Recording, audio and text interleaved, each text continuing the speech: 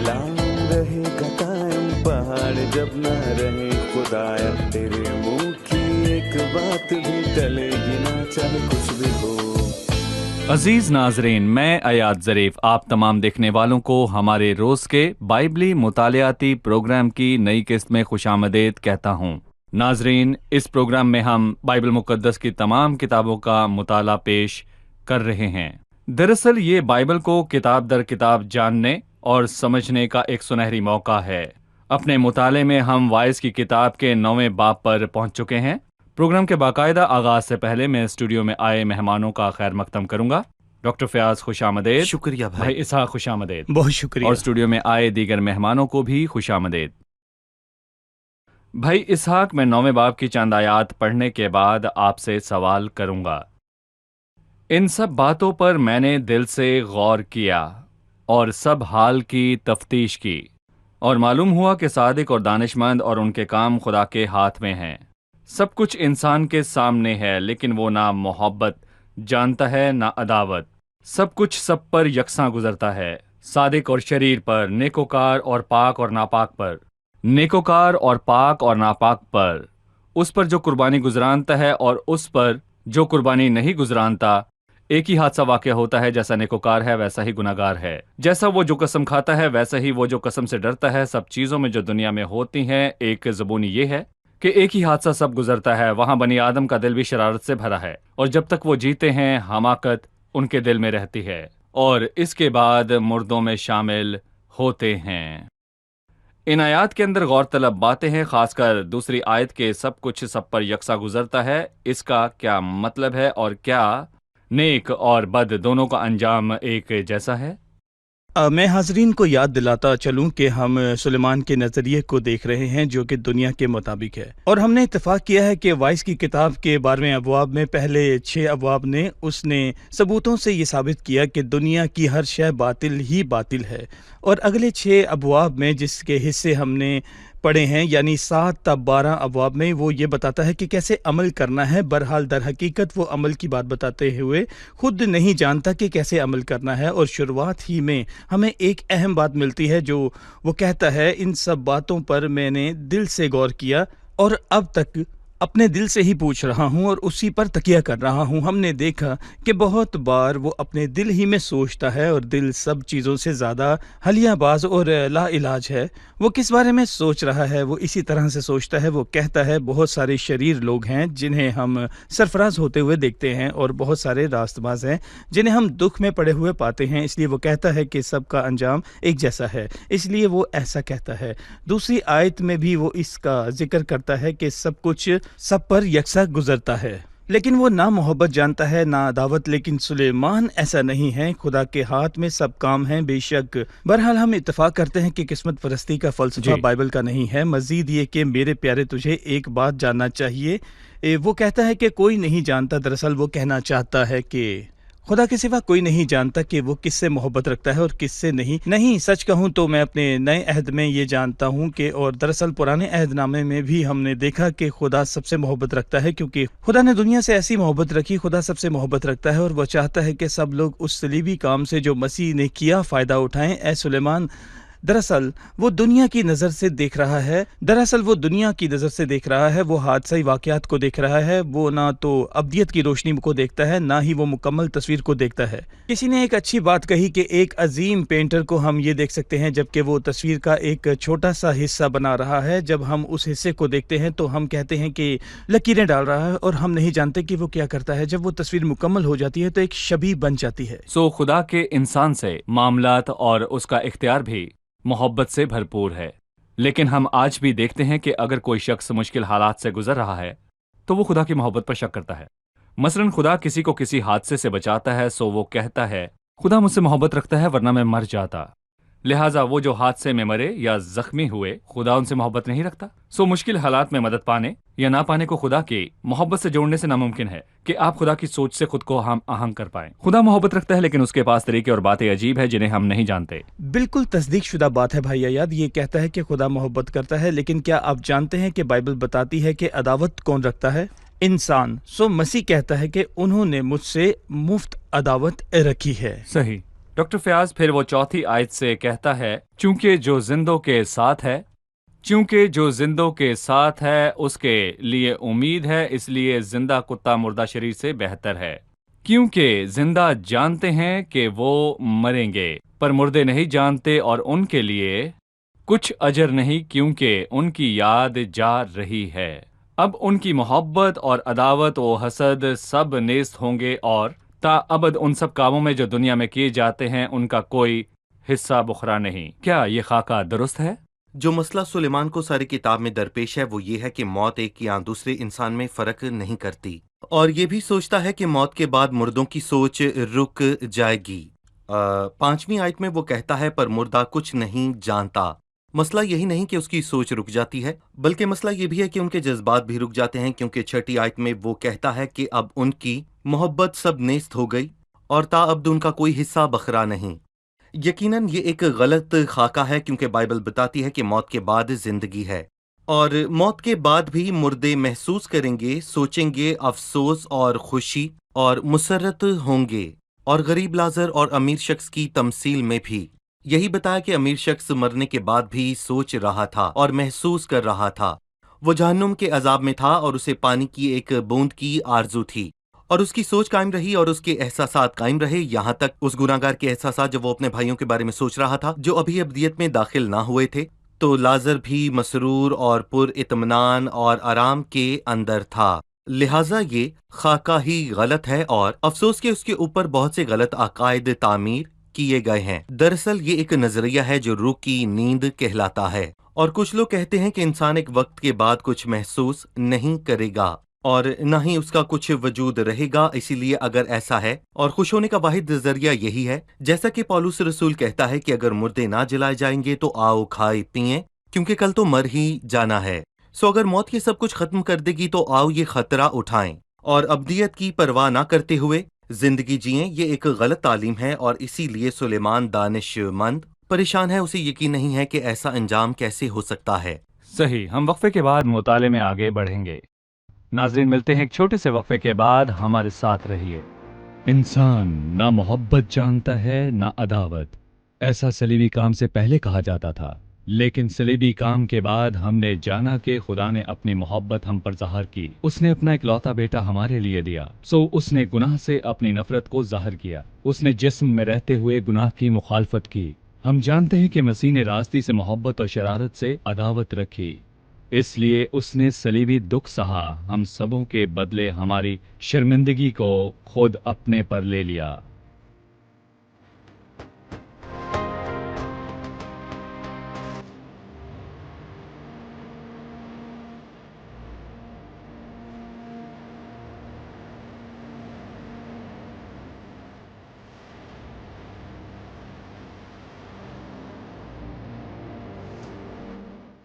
خوش آمدید، وقفے کے بعد حاضر ہیں، آئیے مہمانوں سے ان کا سوال جانتے ہیں۔ جی، سوال کیجیے۔ میں جاننا چاہوں گی کہ 7ویں آیت کا کیا مطلب ہے؟ خوشی سے اپنی روٹی کھا اور خوشی سے اپنی مے پی، کیونکہ خدا تیرے اعمال کو قبول کر چکا ہے۔ ہمیں اس آیت کی وضاحت درکار ہے۔ اپنی راہ چلا جا، خوشی سے اپنی روٹی کھا اور خوش دلی سے اپنی مے پی، کیونکہ خدا تیرے اعمال کو قبول کر چکا ہے۔ کیا یہ لطف اور لذت اور کھانے اور پینے کا بلاوا ہے خدا کی فکر کے بغیر؟ جی، ڈاکٹر فیاض نے پہلے جو بات کہی اس کو آگے بڑھاتے ہوئے کہ چونکہ ایک نظریہ ہے جو سلیمان کا ہے، جس پر آج بہت سے لوگ یقین رکھتے ہیں، افسوس جو کہ روح کی نیند کا ہے کہ انسان موت کے بعد کچھ محسوس کرنے یا کچھ کرنے کے لائق نہیں ہوگا، اس لیے وہ کہتا ہے کہ اپنی راہ چلا جا، خوشی سے اپنی روٹی کھا اور خوش دلی سے اپنی مے پی، یعنی کہ اپنی زندگی کو جی لے، کیونکہ زندگی کا انجام راست باز اور شریر دونوں کے لیے ایک ہی ہے، اور موت سے کوئی بچ نہیں سکتا، سو اپنی زندگی کو جی۔ کیونکہ راست باز اور شریر کا انجام ایک ہی ہے، بالکل۔ لیکن دراصل بھائی ایاد، ہم اس حصے میں بات کر رہے ہیں نظریہ اور انداز کی کہ روح القدس نے اسے ایک اچھی روحانی طور پر تربیت دی ہے، جس سے ہم فضل کے دور میں ایماندار ہوتے ہوئے اس سے باہر نکل سکتے ہیں۔ روحانی مطلب لینے سے پہلے ذرا ٹھہرے اور یہ کہیں کہ یہ کوئی اخلاقی تنزلی کی دعوت نہیں کہ ہم لطف و لذت میں اور شہوتوں اور جسمانی خواہشات میں ڈوب جائیں اور زندگی کے بعد کی زندگی کو فراموش کریں۔ شاید سلیمان یہ کہہ رہا ہے کہ جب شریروں کے لیے کوئی عذاب یا راست بازوں کے لیے کوئی جنت نہیں ہے، صحیح۔ موت کے بعد تو آؤ جیسے جی رہے ہیں ویسے ہی جئیں اور جیسے کہا جاتا ہے گزرتے پل میں جئیں، پر بائبل ہمیں کہتی ہے کہ نہیں موت کے بعد روحوں کا وجود رہے گا، چاہے وہ عذاب میں ہو یا آسمان میں، اور مردے محسوس کریں گے، اور ایک اچھا انجام ہے اور ایک انجام برا ہے، چاہے وہ راست باز ہوں یا شریر۔ بہرحال ہم اس کا روحانی مطلب یا روحانی اطلاق جاننا چاہیں گے۔ جی، روحانی اطلاق تو ہم کہہ سکتے ہیں کہ ہم خداوند کے انہی الفاظ کو لے سکتے ہیں جو ہمیں بتاتا ہے کہ اپنی راہ پر چلا جا، خوشی سے اپنی روٹی کھا، اے ایماندار، ایماندار ہوتے ہوئے ہماری روٹی کیا ہے؟ زندگی۔ جی، یوحنا کے 6 باب میں در حقیقت بائبل ہمیشہ اسودگی کو خوشی سے جوڑتی ہے۔ میری جان گویا گودے اور چربی سے سیر ہو گئی، اور میرا منہ مسرور لبوں سے تیری تعریف کرے گا۔ بھوکا شخص کبھی خوش نہیں ہو سکتا، اگرچہ بچہ بھوکا ہے تو وہ روتا ہے، لیکن جب وہ اسودہ ہوتا ہے تو وہ خوش رہتا ہے۔ سو اسودگی خوشی کو لاتی ہے۔ اپنی راہ چلا جا، خوشی سے اپنی روٹی کھا، اور خوش دلی سے اپنی میں پی، کیونکہ خداوند تیرے اعمال کو قبول کر چکا ہے۔ دراصل ہم مسیح میں اور مسیح کے ساتھ خوش ہیں۔ ایسا نہیں ہے کہ ہم اپنے کاموں کے وسیلہ خوش ہیں، بلکہ ہم اپنی ذات میں خوش ہیں۔ ہم اس کے حضور میں خوشی ہیں، الہی اسودگی کی حالت میں۔ بہرحال عملی طور پر ہمیں یہ چاہیے کہ تیرا لباس ہمیشہ سفید ہو، عملی پاکیزگی کی حالت میں۔ بائبل اس کے متعلق کہتی ہے پاکیزگی کے جس کے بغیر کوئی خدا کو نہیں دیکھے گا، اور تیرا سر چکناہٹ سے خالی نہ رہے۔ روح القدس کا خوبصورت مسا جو تیری تحریک دیتا ہے اپنی بطالت کے سب دن، اس کی بیوی کے ساتھ جو تیری پیاری ہے، اور اس روحانی ماحول میں جس میں ہمیں رہنا چاہیے، رفاقت کا ماحول۔ پھر اس سے وہ کہتا ہے کہ اس زندگی میں تیرا یہی بسیرا ہے، یقیناً، لیکن میں یہ نہیں کہہ سکتا کہ اپنی بطالت کے سب دنوں میں، کیونکہ یہ ایک مسیحی زندگی ہے۔ یہ سلیمان کے مطابق بطالت کی زندگی ہے جس کی سوچ دنیا تک ہی محدود ہے۔ مگر ہم اپنی روحانی زندگی میں اگر مسیح ہماری خوراک اور ہماری خوشی ہے، اور ہمارے پاس روح القدس کی رہنمائی ہے اور روح القدس کی خوشی ہے، تو یہ زمین پر آسمان کے دن ہیں، اور ایک زندگی جو باطل نہیں ہے، اور وہ محنت جو خدا ان میں کی جاتی ہے بالکل رائے گاہ نہیں ہے۔ صحیح۔ ڈاکٹر فیاض 10ویں آیت میں وہ کہتا ہے، جو کام تیرا ہاتھ کرنے کو پائے اسے مقدور بھر کر، کیونکہ پاتال میں جہاں تو جاتا ہے نہ کام ہے نہ منصوبہ، نہ علم نہ حکمت۔ ان الفاظ سے کیا مراد ہے؟ اس کا مطلب ہے کہ موت سب کچھ ختم کر دے گی اور ابدیت میں کچھ پانے اور حاصل کرنے کا موقع نہیں ہے۔ اسی لیے جبکہ آپ یہاں ہیں تو اسی موقع کو استعمال کریں جو آپ کے سامنے ہے، اور زمین پر اپنے دنوں سے محظوظ ہوں۔ اپنے وقت کو استعمال کریں، اور جو کچھ آپ کر سکتے ہیں وہ جلد کریں اور اپنا وقت ضائع نہ کریں۔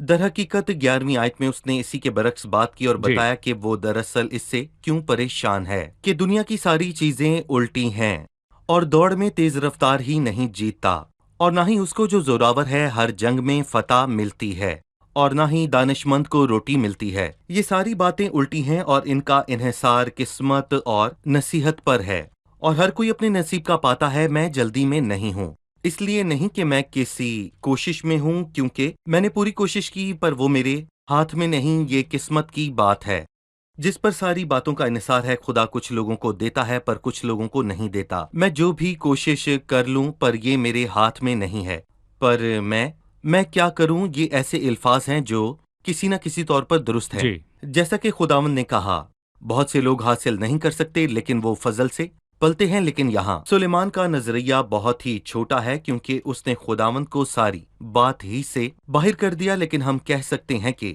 دوڑ میں تیز رفتار واقع ہی نہیں جیتتا۔ یہ نہ زور سے نہ توانائی سے بلکہ میری روح سے ہو جائے گا۔ اور کون مان سکتا تھا کہ وہ غریب لڑکی آستر ملکہ بن جائے گی؟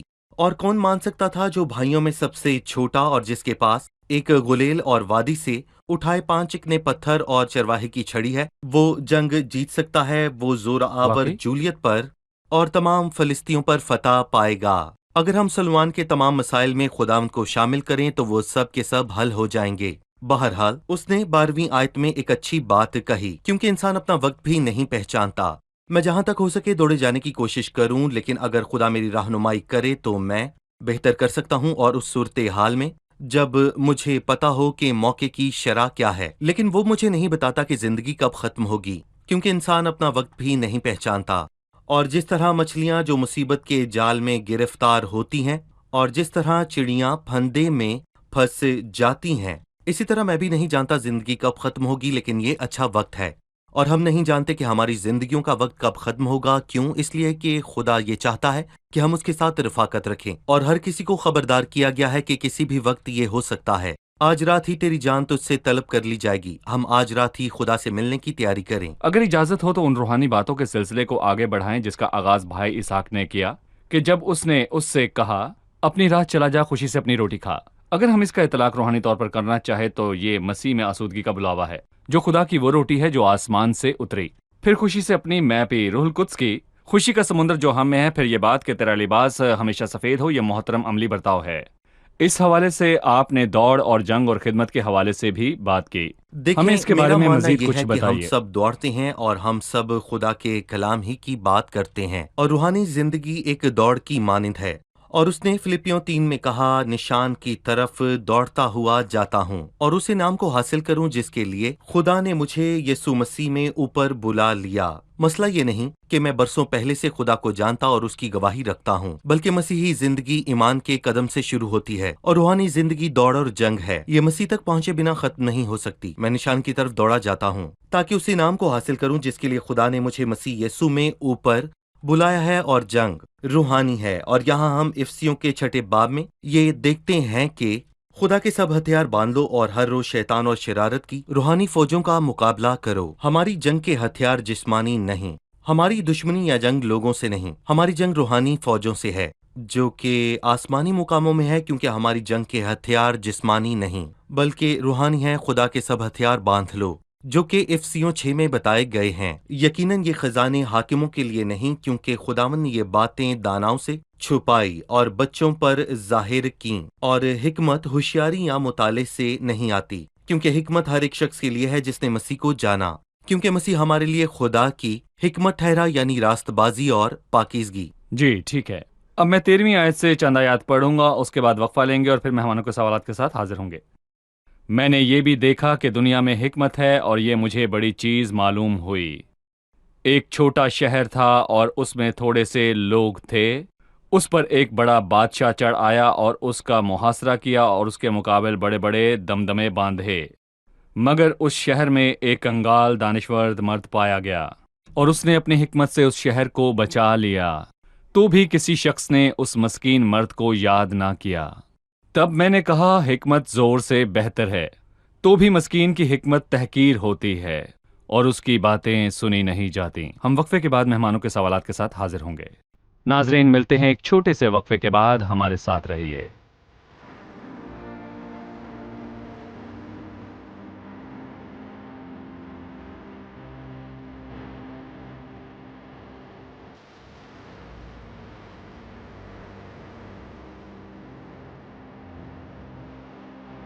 خوش آمدید. آئیے چلتے ہیں مہمانوں کی جانب اور جانتے ہیں ان کا سوال.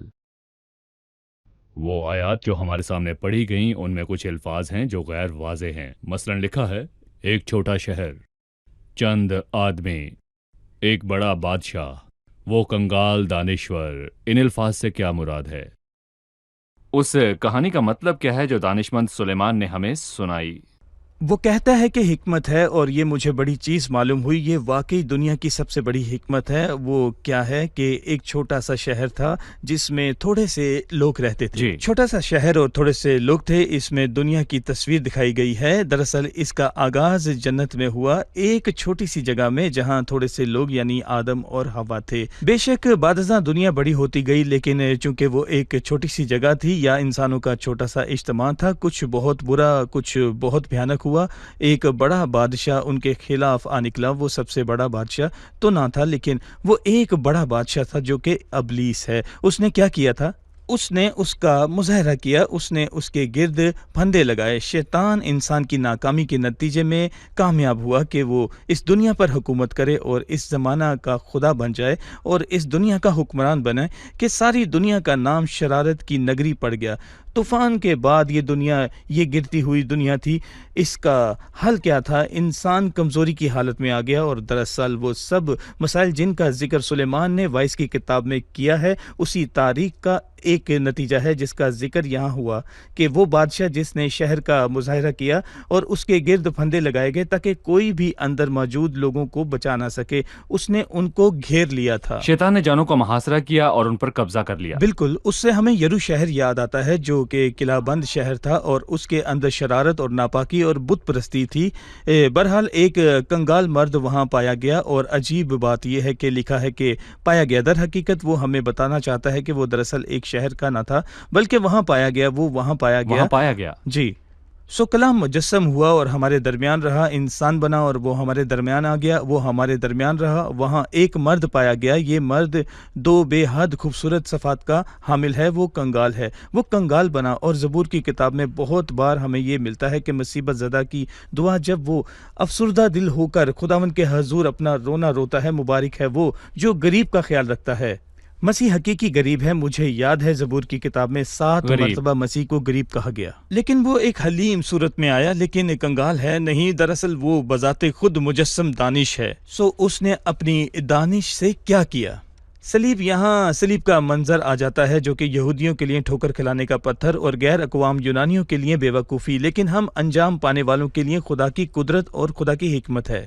صلیبی منظر میں خدا کی حکمت کیسے ظاہر ہوتی ہے؟ مسیح آیا تاکہ اپنی حکمت سے شہر کو بچائے۔ اس نے کہا، میں ان گناہوں کو اٹھا لوں گا، یہ شیطان جو انہیں گھیرے ہوئے ہے اور ان پر گناہوں کا بوجھ ڈالے ہوئے ہے، کچھ نہیں، دنیا کا سردار آتا ہے، مجھ میں اس کا کچھ نہیں۔ لہٰذا جیسا کہ ہم نے پہلے دیکھا، وہ سانپ کی چٹان میں رہ کر مگر اسے اس میں کوئی راہ نہ مل سکی، وہ اس پر کوئی نشان نہ چھوڑ سکا، لہٰذا میں ان کے گناہوں کی مزدوری ادا کر سکتا ہوں اور انہیں اس کے گھیرے سے آزاد کر سکتا ہوں، کیونکہ میں ان سے محبت رکھتا ہوں، اور ایسا ہی مسیح نے صلیب پر کیا۔ بہرحال افسوس بھائی عیاد کہ بائبل کہتی ہے تو بھی کسی شخص نے اس مسکین مرد پر رحم نہیں کیا، لیکن خدا کا شکر ہے کہ ایسے لوگ بھی ہیں جنہوں نے اس غریب کو یاد کیا۔ ہمیں یہ اعزاز حاصل ہے کہ بطور مسیحی ایماندار کہ ہم مسیح کو یاد کرتے ہیں، اس کی یادگاری کرتے ہیں اپنی زندگیوں میں، ہم اسے یاد کرتے ہیں بطور کلیسیا، اس کے گرد ہر ہفتہ آغاز میں اکٹھا ہوتے ہیں، جبکہ خداوند کی میز کے پاس آتے ہیں اور شاہ ربانی لیتے ہیں، یہ ہم اس کی یادگاری میں کرتے ہیں۔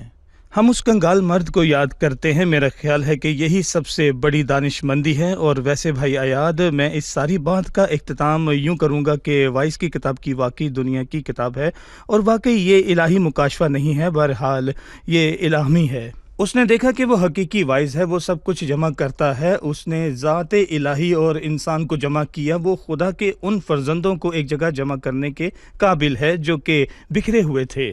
اس کی بادشاہی سلیمان کی بادشاہی سے بڑی ہے، سلیمان کے دور سے لے کر آج تک۔ بہرحال مسیح آئے گا اور اس کی سلطنت حقیقی طور پر 1000 سالہ بادشاہی میں ساری دنیا پر ہوگی۔ اس لیے وہ حقیقی ہے وائز، وہ حقیقی بادشاہ ہے، وہ حاکم اعلیٰ ہے، حقیقی بادشاہ ہے، حاکم اعلیٰ ہے، وہ حقیقی مرد ہے جسے ایوب کی کتاب میں کہا گیا ہے کہ 1000 میں سے ایک مرد، اور یہی بات ہم نے پچھلی ایک ساتھ میں دیکھی، ہمیں ایک کی تلاش تھی، جیسا کہ ہم نے دیکھا کہ سلیمان کو 1000 میں سے ایک بھی عورت نہ ملی، لیکن وہ کہتا ہے کہ 1000 میں سے ایک مرد ملا۔ 1000 میں سے وہ کون ہے؟ اور وہ مسیح ہے۔ ہم یہاں اسے کنگال دیکھتے ہیں، یہ 5واں عکس ہے۔ ہم دیکھتے ہیں کہ وہ دانش مند ہے، اور وہ چھٹا، اس کے بعد ہم دیکھتے ہیں کہ وہ چرواہا ہے۔ جیسا کہ بائبل میں مسیح کی تمام مسیح کتب سے خالی نہیں نہیں ہے۔ ہمیں مسیح امواس کی راہ پر 2 شاگردوں سے گفتگو یاد ہے، یا جو کچھ اس کے متعلق لوکا 24 میں کہا گیا، پھر موسیٰ سے سب نبیوں سے شروع کر کے سب نوشتوں سے جتنی باتیں ان کے ہاتھ میں لہٰذا تھیں۔ کوئی کتاب بائبل کی ایسی نہیں ہے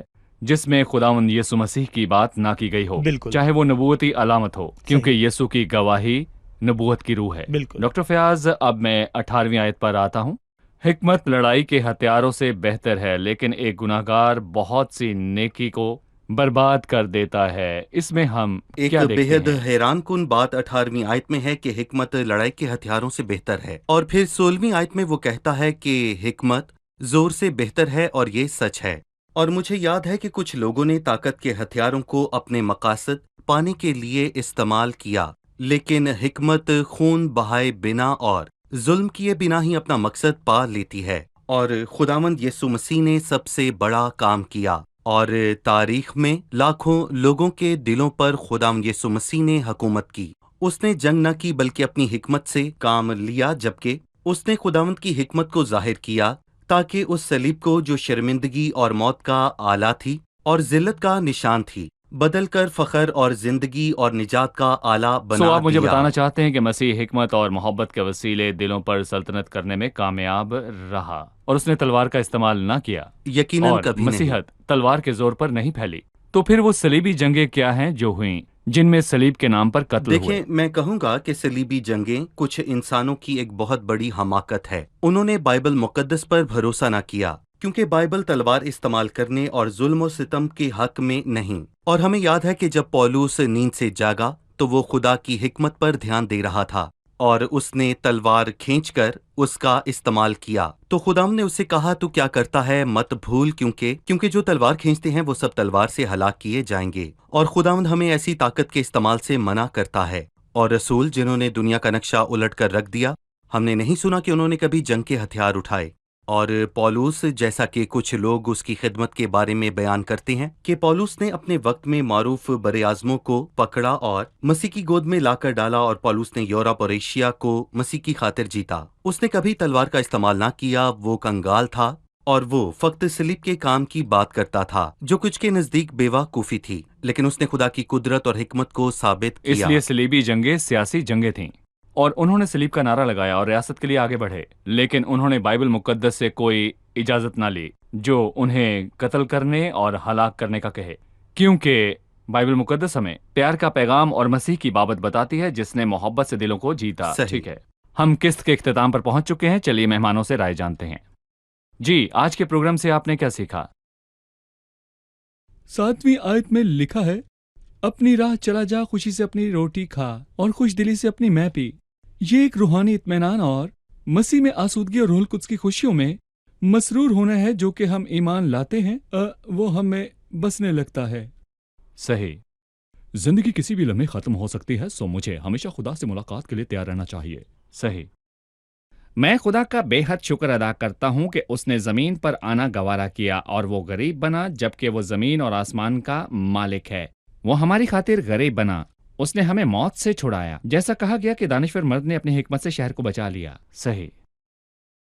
در حقیقت مجھے 15ویں آیت بے حد پسند آئی۔ وہ کنگال شخص جو میری توجہ سب سے بڑے کنگال یعنی یسوع مسیح کی طرف لے گیا، جو آیا اور اپنی حکمت اور حلیمی کے ساتھ آیا، جس نے ساری دنیا کو بچایا اور آج بھی ابلیس کے اختیار اور قبضے سے لوگوں کو بچا رہا ہے۔